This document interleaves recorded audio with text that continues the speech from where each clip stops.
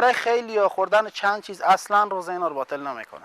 از جمله حق مردم رو خوردن، حق یتیم و بیوه زن رو خوردن، خون ملت رو نوشیدن، پول ملت رو دولنبوسه خوردن. هیچ کدوم از این چیزا روزه اینا رو باطل نمیکنه. فقط نون گندم و آب روزه اینا رو باطل میکنه.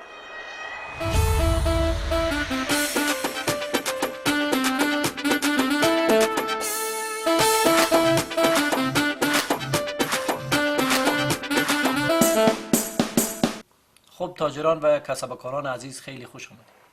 امیدوارم که خداوند طاعات و عبادات ما و شما قبول درگاه خود قرار بده. الله یا الله. میفهمم که همگی ما و شما دهن به روزه ایم و سخته که جلسه رو زیاد طولانی کنیم. به همون خاطر از اول میریم سر اصل مطلب. آب خدا جسته یارم که از تشنگی بمردم. هوا هم گرمه که بخی آدم را هلاک میکنه. یارم هم همیتی گوشنه شدم که بخی معده به درد اومده. این مؤذنا ما و شما هم نمیفهم چی رقم قسم خورد دارن. تا هفته و نفر آزان نمیدن. خیره، خداوند برای ما و شما اجر و مزد بده. دیگه یک ماه تیر میشه ولی ماه پربرکاتیه. خب گفتم که از اول میریم سر اصل قضیه. ماه مبارک رمضان شده و ما و شما هم به عنوان تاجر و کسبکار این مملکت باید که آمادگی‌های لازم برای ماه مبارک رمضان بگیریم. بله. درسته. خب از صنف خاروبار فروشی شروع میکنیم.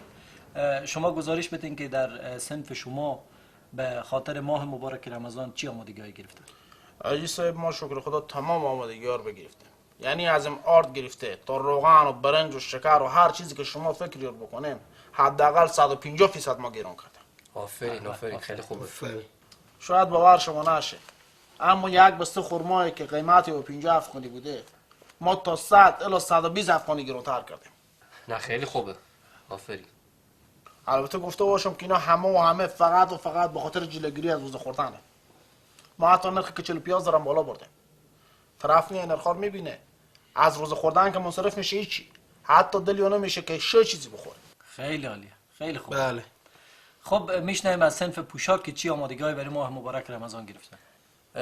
ما هم رئیس به پیشواز از عید مبارک فطر قیمت یک دست رخت دیر برابر به قیمت رخت عروس کردیم که طرف وقتی خرید حس کنه به سر عروسی شده.